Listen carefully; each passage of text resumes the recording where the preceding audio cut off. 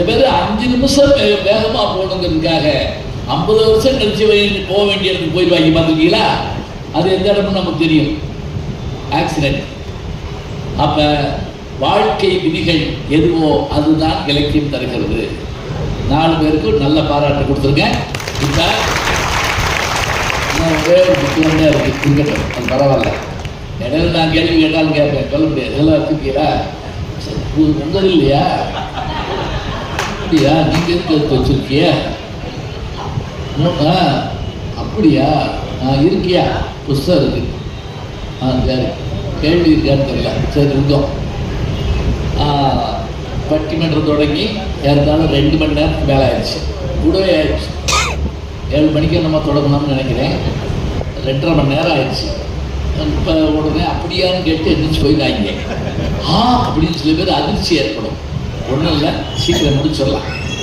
இப்போ இவங்களுக்கெல்லாம் நான் நேரம் சொன்னேனே, எனக்கு யார் நேரம் சொல்லுவான்னு உங்களுக்கு சந்தேகம் பண்ணலாம். கவலைப்படாதீங்க, நான் மனசுக்குள்ளேயே நேரம் வச்சுருப்பேன்.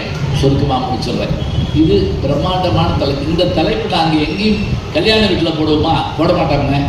காளியம்மன் கோயிலில் போடுவோமா? போட மாட்டாங்க. டிவியில் எங்களை போட விடுவாங்களா? விட மாட்டாங்க. இவங்களுக்கு தெரியாதா? அவங்களுக்கு தெரியாதா? ஏன் விட மாட்டாங்க? அவங்களுக்கு என்னன்னா 2 நிமிஷத்துக்கு ஒரு ஜோக்கு.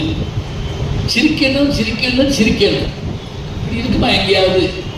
இது அப்படி இல்லை. புத்தகத்தோட நோக்கம் என்ன? புத்தக திருவிழாவுடைய நோக்கம் என்ன? இன்பற்று மகள பின்பற்றி வாழ. இந்த தலைப்பு இதைத்தான் நம்ம பேச போறோம்.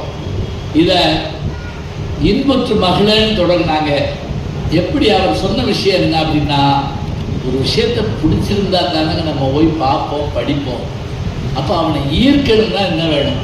இப்போ நாம் வாங்குற அந்த ஸ்வீட்டு அதில் இனிப்பு மட்டும் போட்டால் போதுங்க. வண்ணம் போடுறாங்களே எதுக்காக? பார்த்தோன்னே வாங்க போல இருக்கு.